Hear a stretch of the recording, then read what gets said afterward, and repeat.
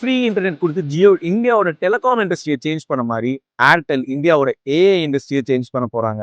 ஜியோவோட free internet இந்த 10 வருஷத்துல நம்ம எங்க கொண்டு வந்து விட்டுருக்குன்னு எல்லாருக்கும் தெரியும். அதே மாதிரி ஏர்டெலும் ஃப்ரீ இன்டர்நெட் கொடுக்குறாங்களான்னு கேட்டீங்கன்னா கிடையாது. அதுக்கு பதிலாக perplexity.ai ப்ரீமியம் சப்ஸ்கிரிப்ஷன் அவங்க யூசர்ஸ்க்கு ஃப்ரீயா கொடுக்குறாங்க. ஜஸ்ட் another ஏஐ டூல் நினைச்சீங்கன்னா யூ ஆர் மிஸ்ஸிங் அவுட்.